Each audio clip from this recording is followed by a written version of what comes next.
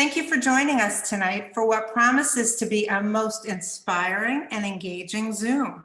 My name is Vivian Grossman, and I'm honored to be a member of the Jewish National Fund National Board of Directors, as well as the manager of JNF's podcast, Israelcast. After this Zoom, you should check out our episode with our guest speaker, Hen Mazzig. It's a fabulous episode. Israelcast is available wherever you listen. We'll put the direct link in the chat. How inspiring that even with all the challenges these days, we come together to celebrate our support for Israel. Jewish National Fund is helping to meet the urgent needs of Israelis brought about by this time of uncertainty and change. Join us as we build a beautiful future for the land and people of Israel. JNF is proud to partner with Stetson University Hillel and all the Florida Hillels to make tonight possible.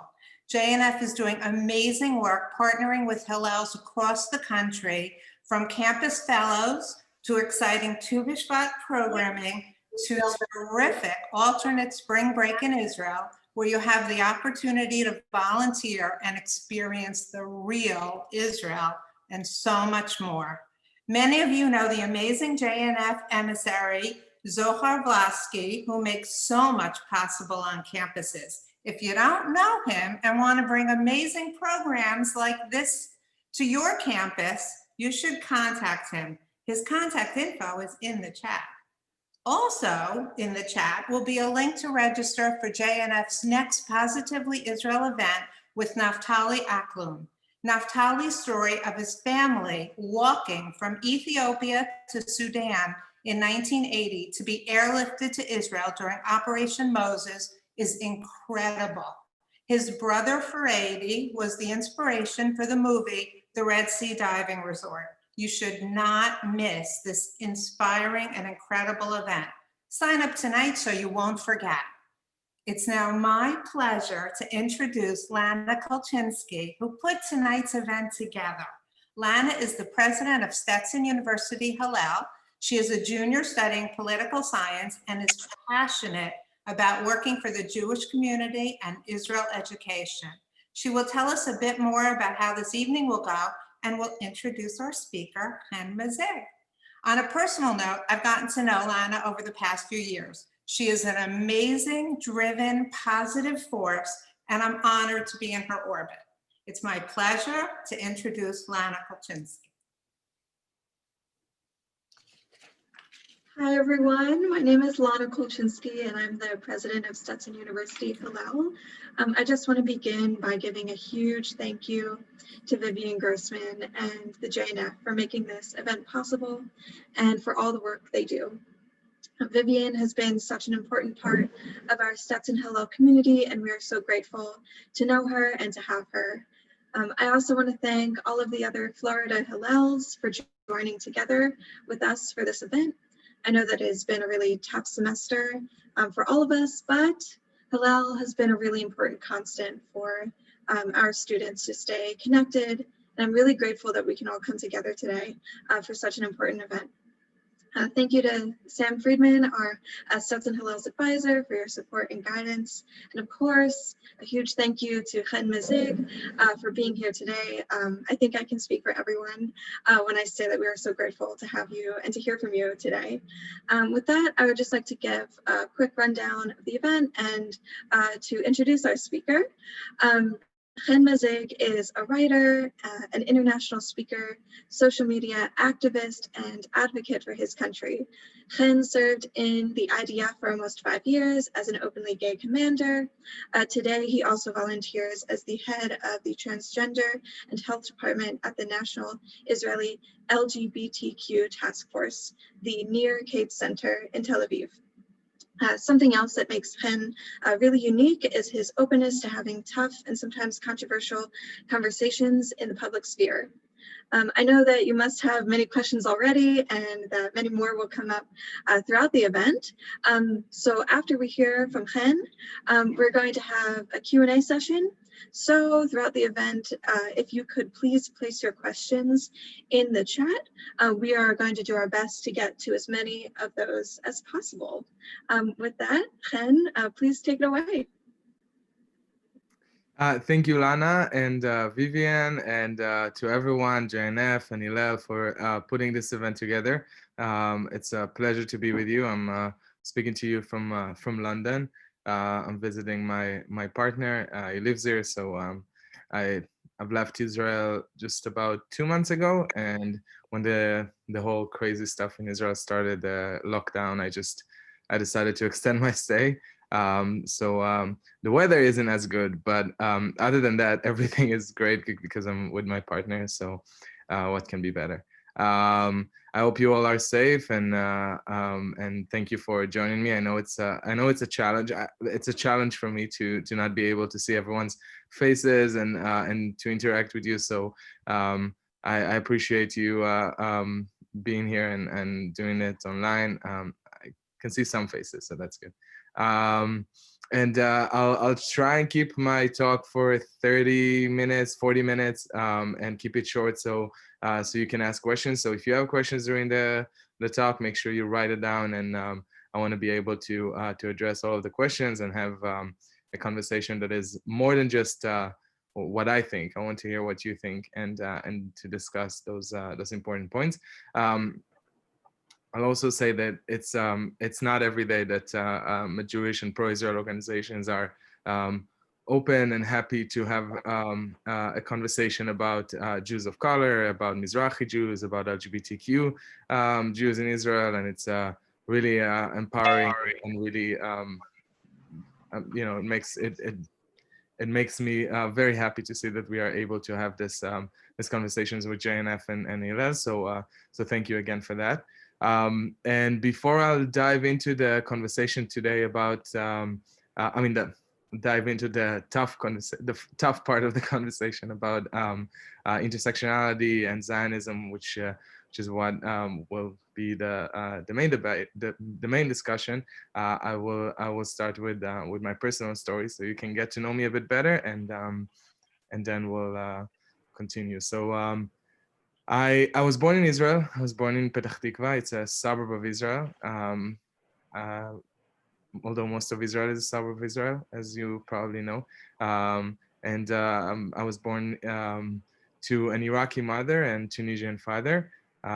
Both of my parents came to Israel in the early 50s.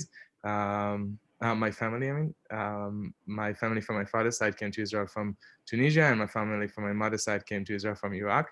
At home, my grandmother, which I spent most of my time with growing up, was speaking Iraqi Arabic mostly. So that was, I grew up speaking Hebrew and Iraqi Arabic, Judeo-Iraqi Arabic, which is, it's kind of like, if everyone can mute their microphones, because I hear some noises, that'd be good. So my family, Iraqi Judeo-Arabic is kind of like Yiddish. So in the same way that Yiddish is German mixed with Jewish, with Hebrew. So it's the same way for Iraqi Judeo-Arabic. So there's very unique terms that are very unique for Iraqi Jews. So non-Jewish Iraqis would actually be able to, often when I speak to Iraqis that I meet around the world, and I say something in Arabic, they immediately say, "Oh, you're Jewish," because there's specific terms that are very, very Jewish. So I grew up speaking Hebrew and Arabic with my grandmother. So if I say something that is not clear, just let me know, because English is my third language, and I picked up most of my English from American TV shows, and I think that's why it's so bad. I picked it up mostly from Saturday Night Live, and I still enjoy watching this show to this day. So my family came to Israel, as I said, in the early 50s. My grandmother, my Iraqi grandmother, is telling me a lot about Iraq. She really loved Iraq. They lived in Baghdad. They had a really big house there, a huge amount of land that they owned in Baghdad. And her father was in a senior position in the Iraqi court. He wasn't able to be a lawyer, a full lawyer, but he was in a senior position because the Jewish community in Iraq, perhaps the Jewish community throughout the Middle East, was always deemed as second-class citizens. They were always dhimmi. Dhimmi in Arabic means to be a protected minority. But you're protected as long as the ruler wants you to be protected. And that was reminded to my grandmother in 1941, years before Israel's reestablishment. It was 2 days of violent attacks that occurred to the Jewish community of Baghdad. About a few hundred of Jews were killed in those 2 days in June 1941 during the holiday of Shavuot. And my grandmother was just 19 years old back then. And she tells me how she heard the windows breaking, the windows of Jewish businesses were breaking, the synagogues windows were breaking in the street, and she saw the fires, and she knew that something really bad is happening. And when she looked out the window, she saw her best friend, another teenage Jewish girl named Aziza, that was in the street. Aziza was mentally disabled. So my grandmother called her and said, get in, you have to save yourself. And the girl didn't go in the house, and an Iraqi police officer came to her. He grabbed the girl.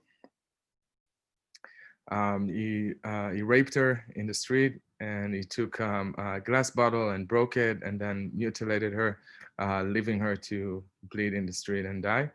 And my grandmother was watching all of this in shock, and she ran immediately outside, and she took the girl, took her back into her home, and trying to save her life, but she couldn't, and the girl died in her arms. It was even worse the following day, the second day of the Farhud, the violent disposition against the Jews of Iraq, when my grandmother saw a Jewish mother and her 8 children walking down the street, and an Iraqi police officer started shooting the kids one by one until he shot the mother. My grandmother shares this horrific stories with me.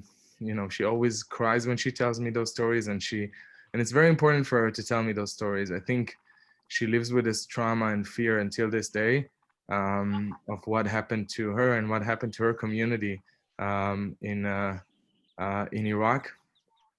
And it's very important for me to start with this story. And I know it's really horrific to hear, but it's something that they carried with them, and they brought it with them to Israel when they were forced out. They were forced out in 1951, along with other 850,000 Jews from the Middle East and North Africa.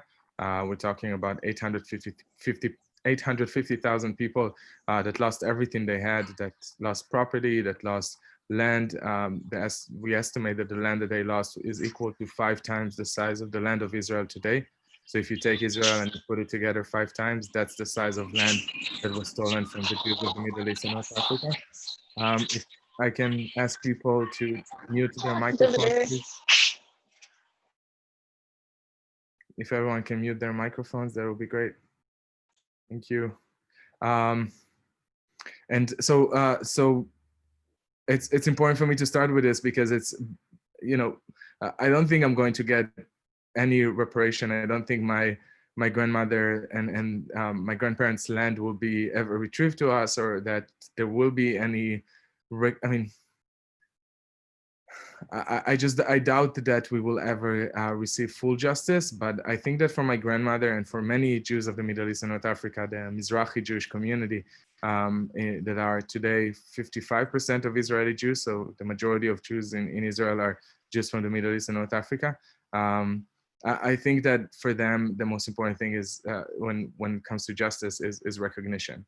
And it's recognition because the trauma that they experienced in the Arab world continued when they came to Israel with wars, with intifada, with violence that came from the same ideology of Jews being inferior that we often hear about this anti-Semitic ideology in regards to Europe, in regards to white supremacists, but it's not very often that we're talking about the elephant in the room, which is the hatred that the Arab world holds towards the Jewish in the Jewish community. And I'm using a wide brush here because we do have some we have new peace accords with UAE and Bahrain and other countries that are joining in, but we're not seeing any country really admitting or willing to be to discuss what happened to the Jews of this land and this trauma that they carried with them and existed until today. And I think it's really it's telling that many of the Mizrahi Jews in Israel today, and I get this question a lot, you know, why does Mizrahi Jews usually vote right wing? And I think that it's not about being right wing for them, from what I'm hearing from my family, and I have many political disagreements with my father and my mother. But I think that for them, it's the idea of being Zionist and nationalistic in a Zionist way. So not nationalist, rather not thinking that the country is above everything, rather than thinking that they have to take care of themselves and that their lives are at risk. And that's really important for me that this will be part of the conversation when we're speaking about Israel, because I think that a lot of the lack of understanding that is coming from around the world, from BDS, from anti-Israel activists, is really rooted in misunderstanding the makeup of Israel, this demographic ignorance of people that they don't understand that Israel is not a white country. And in general, Jews are not white. It doesn't matter what skin color you have in a synagogue. When an anti-Semite would want to do horrible things, they will not distinguish between our skin color. Anti-Semitism is targeting every Jew. So I don't think we can be regarded as white people, and especially that in living memory, the Jewish community has faced horrific violence when almost a third of our people were killed because they weren't Aryan for some neo-Nazis, so for Nazis back then. So I think it's important for us to also make this point clear, but also to remember that you can, while I personally believe in that, we can discuss that as well. I personally don't think that Jews enjoy being part of the white majority in a country. I do think that there are Jews of color and Black Jews, of course, that their experience is different, that their culture is different, and I think that's why a lot of this misunderstanding is about Israel is rooted in ignorance, because the idea that that Israelis hold racist ideas towards Arabs is completely, it's not based on any truth, because they share the same culture, they speak the same language. And I think I'm speaking to my grandmother, and she's so proud of our Arabic roots of Iraq. She's still listening to Arabic music. I grew up with Kulthum in my house, and we're very proud of this heritage that we have. But it's separating between the heritage and the trauma, and the trauma is very strong. And remembering that they were never Arabs. They were never treated. That's something that my grandmother always says. She says, we were never Arabs. The idea of being an Arab meant that you are part of the empire, you are part of the dominated majority, and you enjoy privileges in this society. And in the Middle East, the majority are Arabs, and they were never treated as such. And it was their dream. My grandmother said it was our dream to be accepted as part of the Arab majority, but we were always dhimmis. We were always second class. And so I grew up in Israel, and it's in Israel it was Israel was established on it was a melting pot of identities, but there was one Israeli identity that was created, and it was very Western one that based on European ideas, and it was hard for me as a young child to find myself within this new identity that was formed. I mean, I didn't speak Yiddish. I didn't understand a lot of the food or the conversation or the language. Was a language barrier a lot of times. But if everyone can just mute their microphones again, sorry. So it was a challenge, and there's a joke in the family that when I grew up, they asked me what I want to be when I grow up, and I said Ashkenazi. That it was I was hoping to one day be understanding everything that was, that this Western figure of what was really what you need to aspire to be. I later on I realized that I should also be proud of of my heritage, and that it's a rich one, and that there's a lot to be proud of. But it took me a while to really get to this point, that I'm able to come out of the closet as as Mizrahi person. That is that I think, you know, this conversation just adding different identities into what being a Jew is, and that there's no default of Jewish identity. And you know, even if I didn't grow up with gefilte fish and knedlach, I'm still Jewish. And we had different type of knedlach. We had kube, which is similar but just with meat.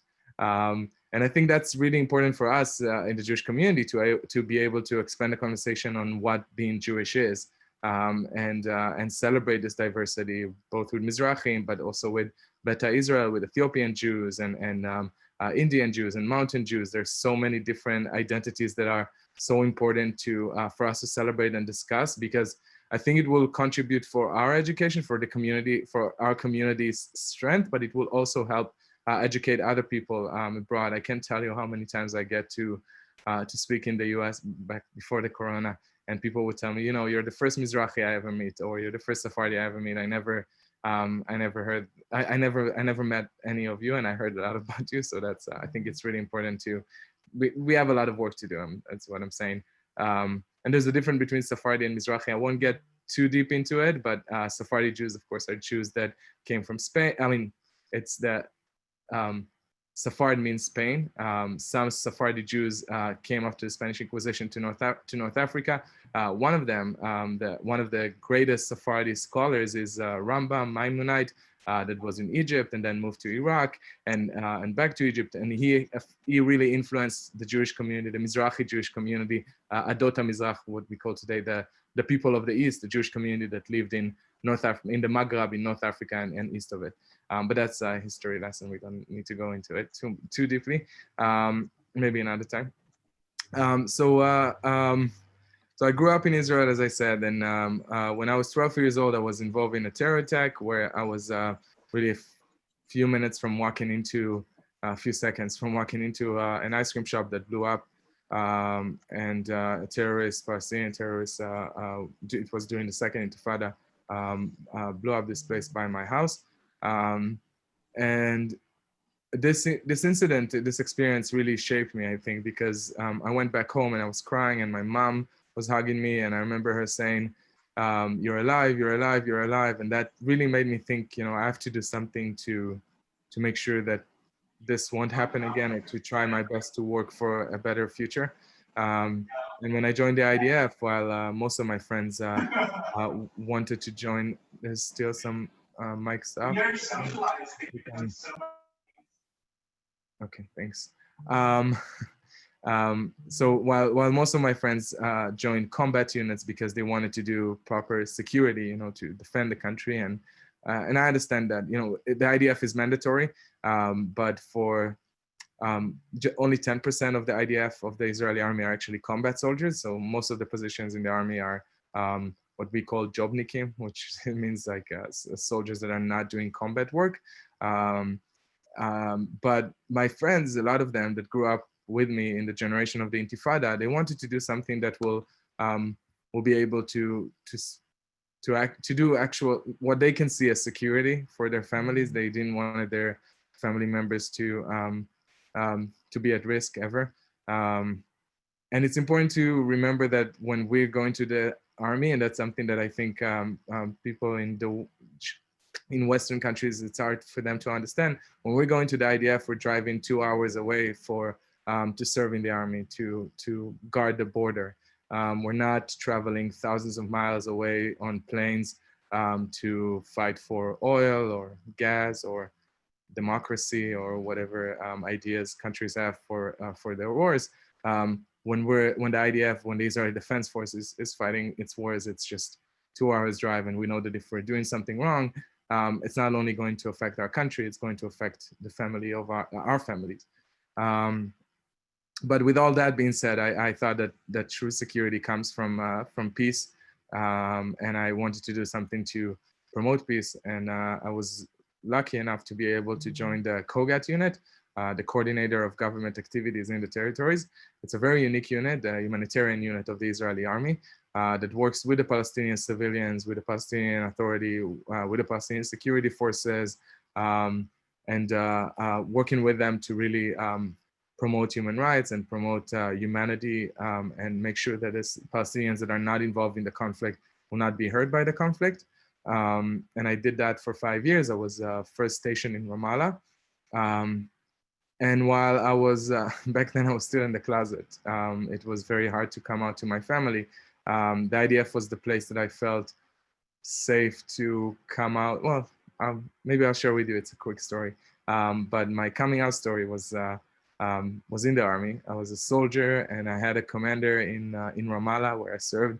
His name was Adam. And Adam was really, you know, the rock of my life. He was really a father figure for me. He always believed in me, and I was really heavy back then. Adam always said, "Don't worry, one day you're going to go to officer training school. We're going to train, and we're going to do it." And I said, "I'm not going to do it. I wasn't able to even walk fast, so running in on mountains was something that I didn't see myself doing." But Adam really believed in me. And I had a friend back home, his name was Ilan, and Ilan was my friend for a long time, and he was really cool with, he was the straightest guy you'll ever meet.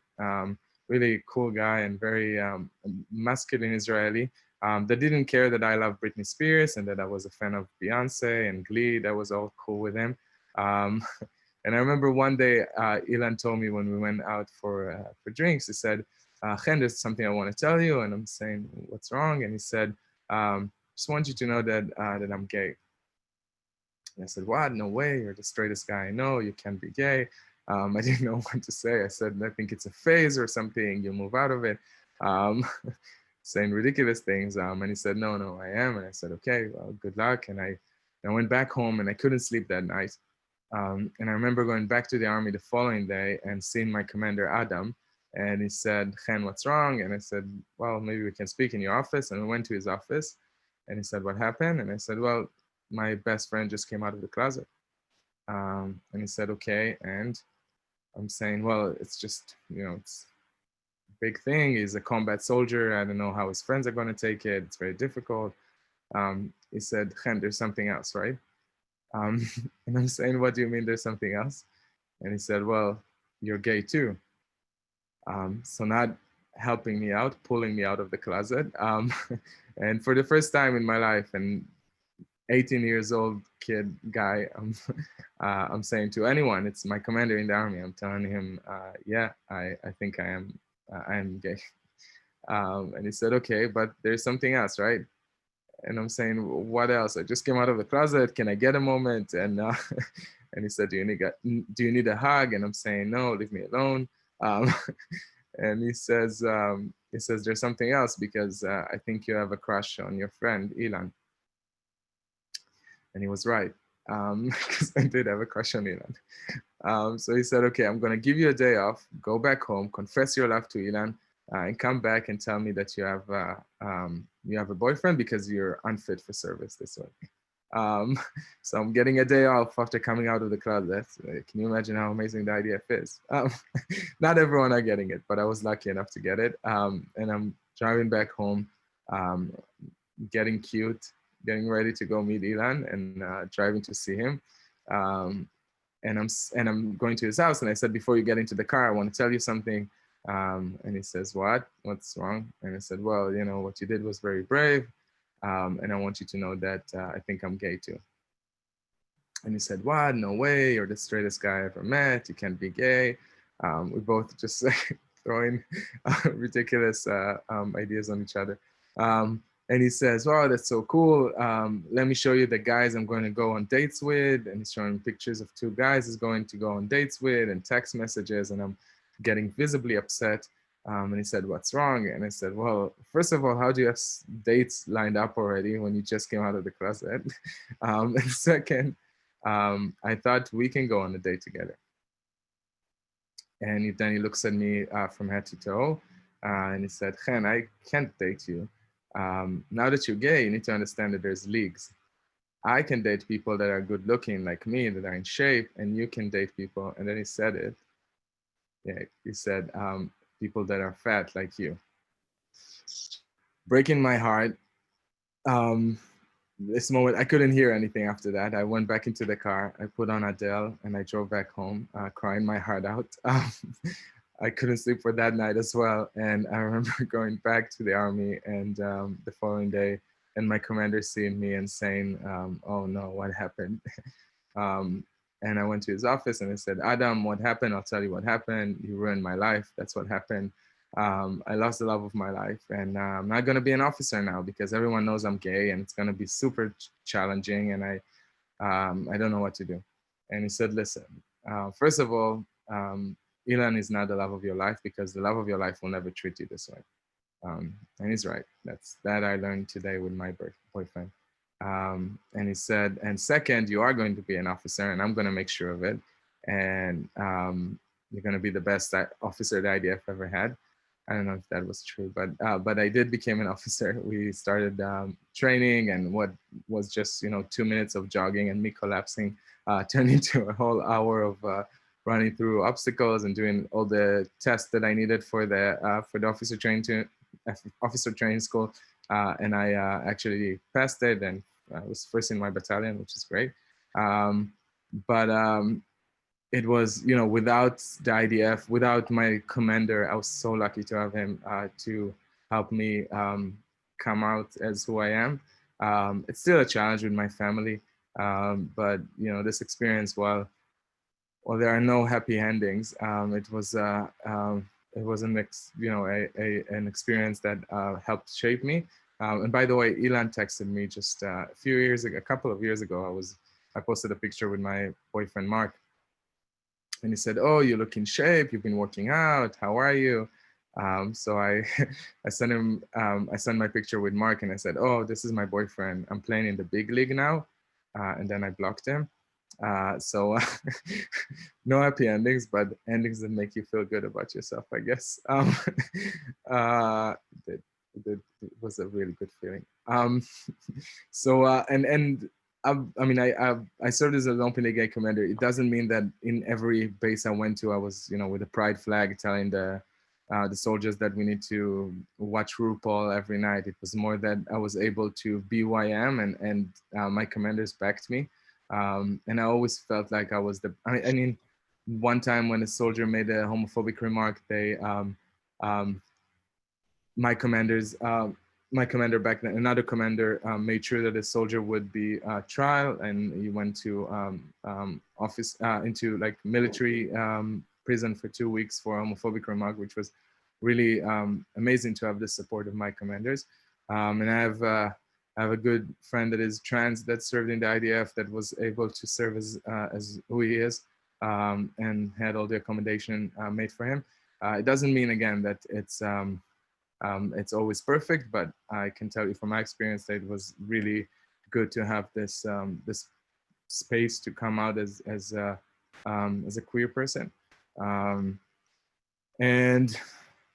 after my military service, I moved to Seattle. I lived in Seattle for a few years, and started writing and speaking about Israel, and about my identity. And I found that there's a lot of, as I said in the beginning, there's really a lot of ignorance when it comes to Israel. When I was sharing stories about being gay, I was accused of pink washing, which means that Israel is sending gay guys like me all over the world to pink wash the crimes that Israel is allegedly committing, which is ridiculous. And it's an accusation that you won't hear about any other country. If you have an Iranian gay person going around the world talking about his Iranian culture and his Iranian heritage, no one would dare say anything like that. But it seems like when it gets to Israel, immediately it's okay to accuse Israelis of anything positive about Israel is immediately being dismissed as some type of propaganda. The sharing the stories of Mizrahim or discussing the fact that my family is Iraqi and Tunisian immediately gets pushed back from people saying that I'm now there's a new term, Mizrahi washing, which means that I'm trying to Mizrahi wash the crimes that Israel is doing, committing allegedly. So it's really challenging, and I've wrote about it a lot. I mean, I really find it. It's very hard for me to find my place as someone that is openly gay, that supports LGBTQ rights, and I think that LGBTQ equality is something that we all must support because it's a marginalized community that has been oppressed for so long, and there's no reason for LGBTQ folks to feel like they are discluded. And it's the same for fighting racism and fighting for the Black community and for people of color everywhere, and to fight for equality, because we know that there's still there's a long way to go for full equality, for racial equality, not only in America, in the UK, in Canada, or in the West, in white-dominated societies. It's still a problem that we must fight. And the same with anti-Semitism. And saying that gets me a lot of hate and a lot of, I mean, I feel like I can totally stand behind LGBTQ causes and racial equality and fighting for social justice in everywhere. I mean, I'm a son of refugees. I'm a son of Iraqi and North African family. I'm queer. I get why all of this is important. Like, I advocate for it because I believe in all of this. But as soon as I'm speaking about anti-Semitism, I feel like I'm immediately being shut down, and that people just don't want to hear it, and they don't want to understand that this, we're still 0.02% of the world population. We're still marginalized.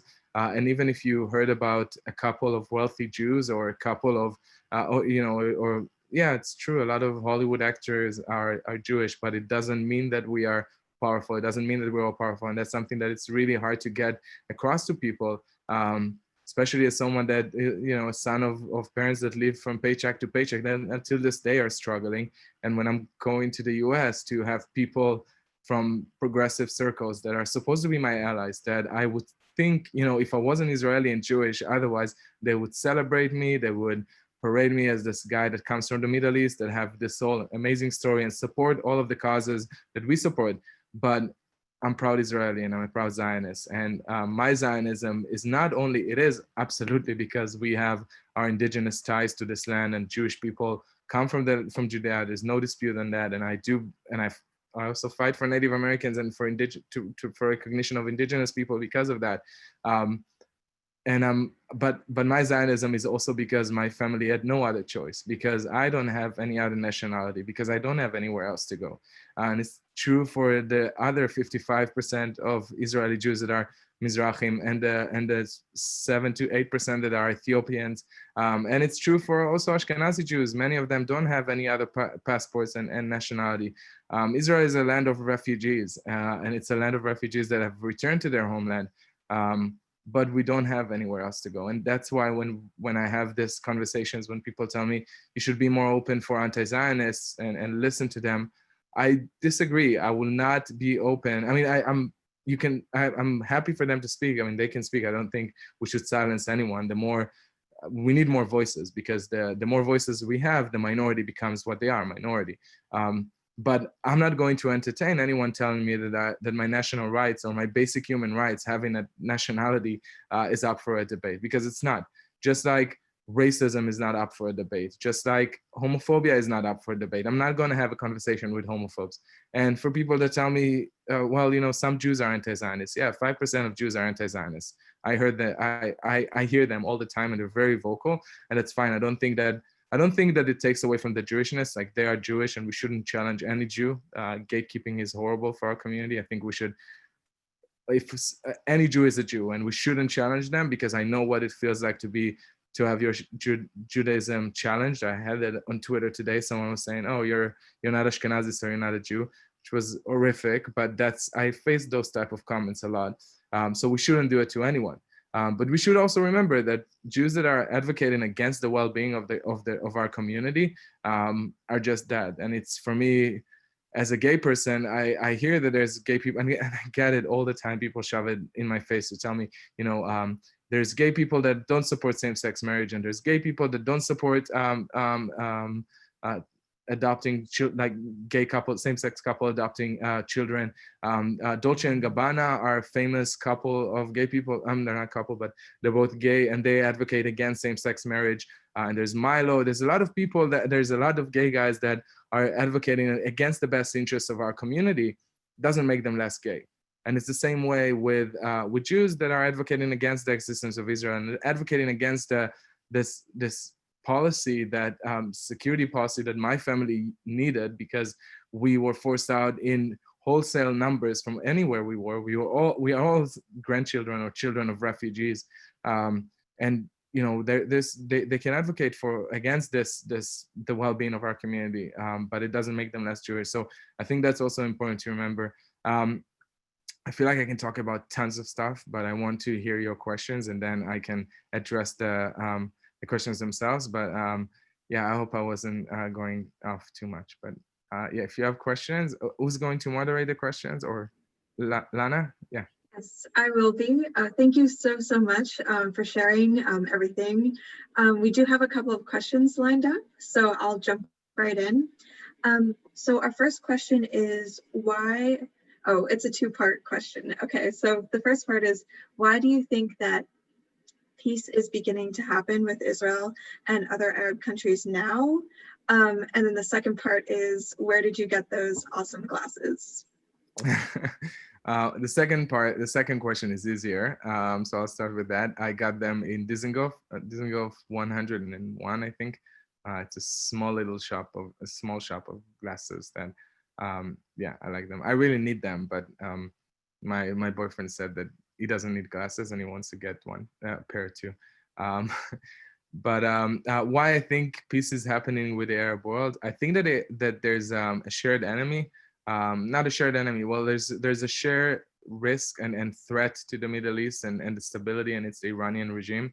And there's a reason that the first countries that are lining up to make peace with Israel are countries that are also not indifferent, but they're, you know, they've been threatened by Iran, and they want to they want allies in the Middle East, and it's very important for them. So I think those countries are ready for to work together with Israel, because it's going to benefit their interests, and more than just Iran, it's also economic relationship, and they're seeing the Israel is becoming this hub of booming technology. Not becoming, it's been like that for 10 years. We all know. So I think it's also a part of that. And at the end of the day, in the Middle East, it's a lot about interests, and I'm really happy about this. Those, you know, seeing peace with other Arab countries, and I hear that there are more coming. I've been advocating for it behind the scenes, that I think that the peace agreement must include recognition of the Mizrahi Jewish community, and have some sort of reconciliation, because if you want true peace that is long lasting, it has to be based on justice, and justice comes from education and acknowledgement, and that's the place to start. So I really hope that this would be on the table as well. Thank you. Our next question is, you have such an interesting story and experience. What was it that told you that you needed to go into activism as your life's work? It was the anti-Semites. They were the ones that pushed me towards that, unfortunately. I mean, it was originally the anti-Semitism that I've faced. I've never seen such thing in Israel. I mean, of course not in Israel, but I mean, it's different in Israel. But I've seen anti-Semitism in the West, and I was shocked. And I said I have to do something to fight it. And then I started. But what really keeps me going is my love to the Jewish people. You know, I rather focus on that rather than focusing on the hate that I'm getting. What really moves me is my love to our people, and that's much stronger than, I mean, yes, I did started it because I've seen anti-Semitism, and I see it until today, but that's not what moves me. What drives me every day is that I love our people, and I want to fight for us, and I want to leave a mark, and the mark that I want to leave in this world is that I was able to fight for the most oppressed minority in the history of mankind, this community that has been, again, forced out from every country they lived in, and have been marginalized for so long. I want to fight for them, and I think it's the most admirable thing that we can do, especially if we're talking about understanding oppressions and understanding how how different communities have experienced trauma. And I think it's very different than identity politics. Like, we don't need to play this game of who was more oppressed, rather than understanding different layers of oppressions and how those identities intersect for people. And that's what intersectionality was originally about. I know it was changed lately, but I think we need to bring it back to it, to listen to each other and understand the different experience of every individual. So yeah, that's what drives me. Thank you. And we just had a question come in that's sort of connected to this. It's a question for advice. How do we advocate against anti-Semitism in progressive spaces that don't always consider Jews as marginalized? That's yeah, it's a very challenging question. That's, I guess, like the $1 million question, and something that I'm always I always have to try and get the right answer. Or I mean, I always need to try and figure it out. I'm still trying to figure it out. As a queer Jew of color, it should be easy for me to be in those spaces, but I feel like I'm hated even more because I'm not subscribing to a lot of those ideas that are now being spread and popularized in the social justice movements. So I think the way that we can do it is by listening to other minorities and understanding where it comes from. I think listening is really important, and showing up. I just met this amazing girl named Stephanie Yaboa. She's a Black activist in the UK, and a writer and author. She wrote a whole book about body positivity. And she was a tweets of hers from 10 years ago were found online and got her to lose a gig that she was supposed to get. The tweets were quotes from Family Guy that were anti-Semitic, mocking the Holocaust, which was horrible. And she admitted immediately that they were horrible, and she apologized. But she received a lot of hate online, and not hate. I mean, just that's what I told her as well. I mean, it was the trauma of the Jewish community, and we're seeing someone saying those things, being a leader. She was supposed to be head of. She was supposed to get a job that was involved in social justice and equality, and I think that's why a lot of Jewish activists and Jewish voices online got upset. But I met her, and we met again and again and again, and I think every meeting I was so amazed to see her developing. But it started because I was open to listening to her. And I think that often when we're seeing anti-Semitism, and I can't blame any Jew for being sensitive or that to call out anti-Semitism, we have to. I'm doing it. I've been doing it for 10 years.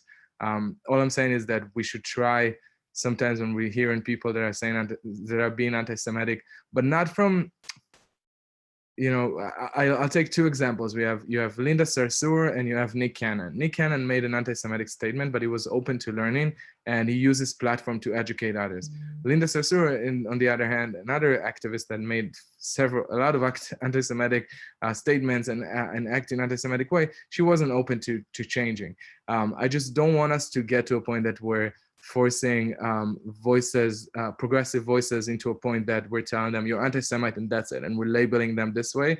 I'm totally against cancel culture, and I think that's something we need to be careful to do, because we can create allies, and someone that made an anti-Semitic statement is a potential ally for the Jewish community. I know it with Stephanie, because Stephanie and I, we've been recording videos and podcasts. We haven't released much of it because she still wants to, she's an amazing girl. I mean, she wanted to be held accountable, and she wants, she doesn't want to do anything performative. She wants to learn, she wants to grow.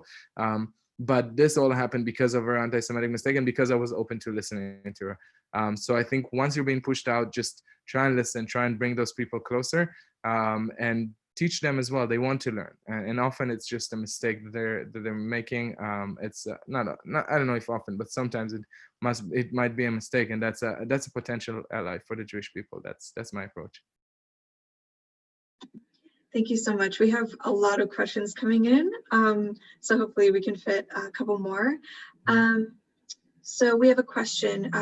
Why do you think we learn so little about Mizrahi history, and why do we know so little about Farhud?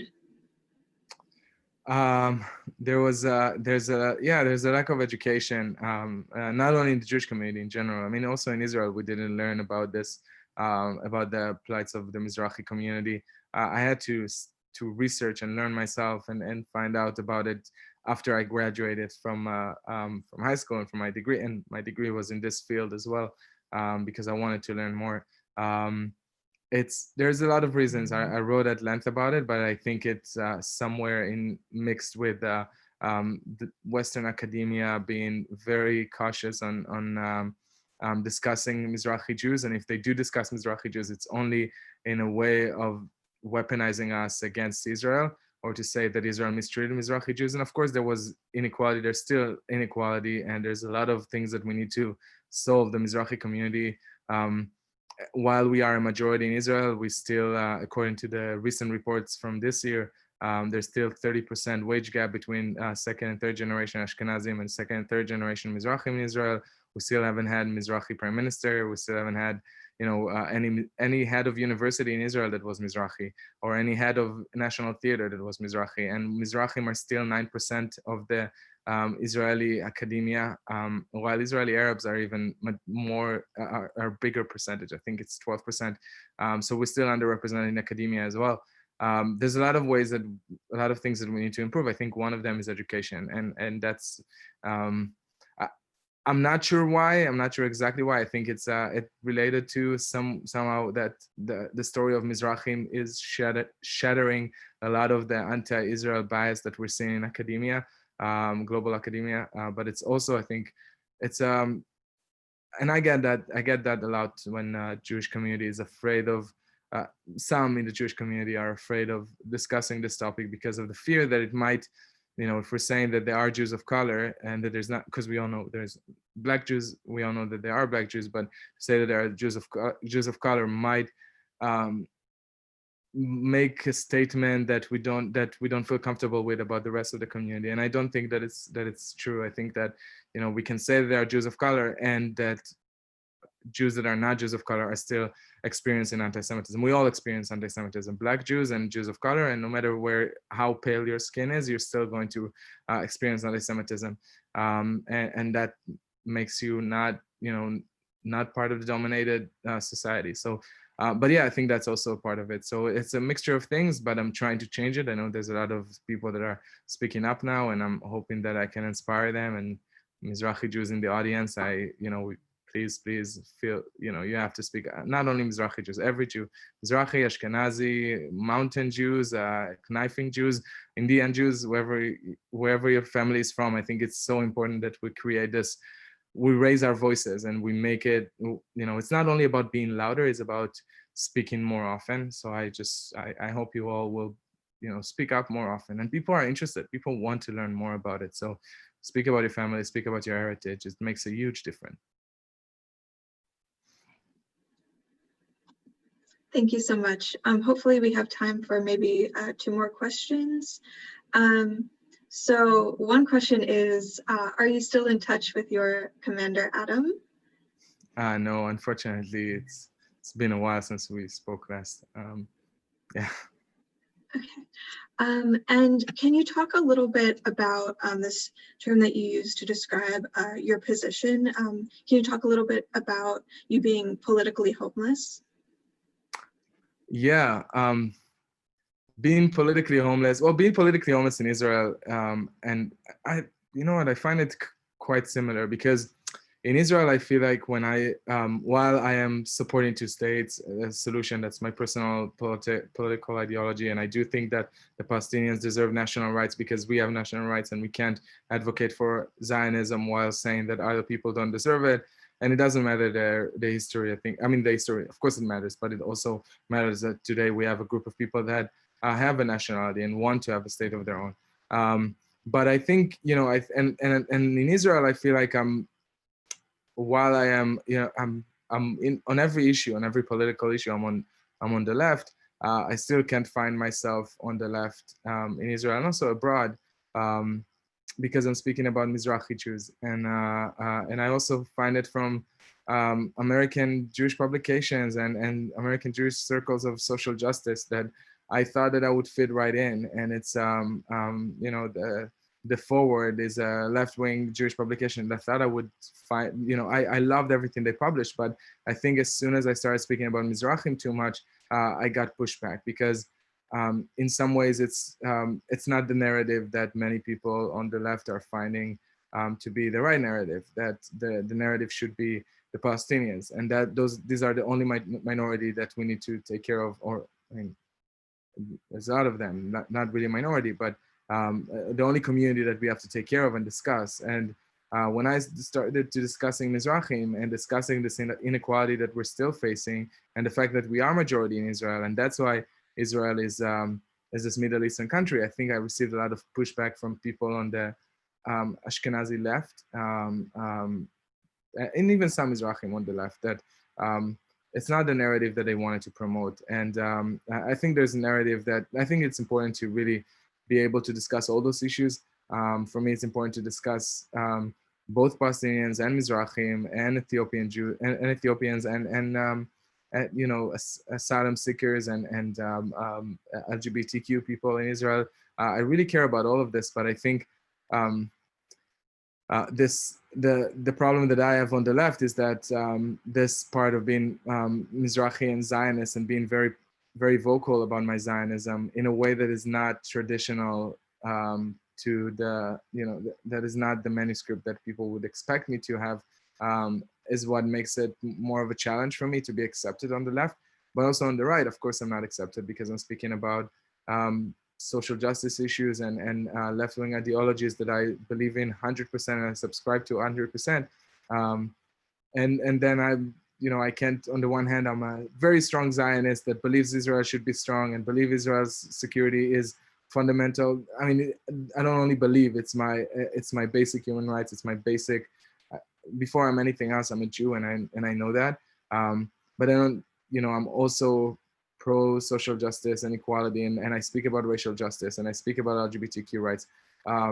So yeah, that's what I mean, that I feel like often I feel like I'm politically homeless. I feel like people just would rather me not speaking and not existing as a queer Jew of color that is Iraqi and Tunisian, that is trying to educate the public, that trying to find just solutions for everyone.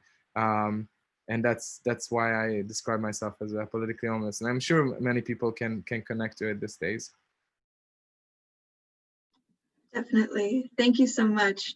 Unfortunately, we are out of time. There's such a long list of questions. Right. And for those who did not get their question answered, definitely you can tweet, find Hen on Twitter anytime. Also, for any general information, you can email Zohar. His email is in the chat, I think, a couple of times.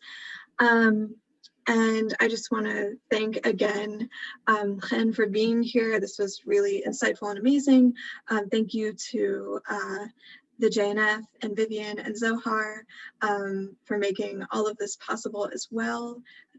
To all the people who attended today, thank you for coming and listening and joining us to hear everything that Hen had to share with us. For those who go to Stetson and want cultural credit for this event, you can email me. I'll put my email in the chat in a second. But besides that, thank you to everyone. Hen, again, thank you so much for being here. Thanks for having me. Thank you so much. And if you have questions, Twitter, Instagram, it's like my name, just AGN MAZZIG. Feel free to reach out. Thank you for having me, Lana, Vivian, Zohar, everyone that were involved in setting this up. Sam, it was a great event, and yeah, thank you.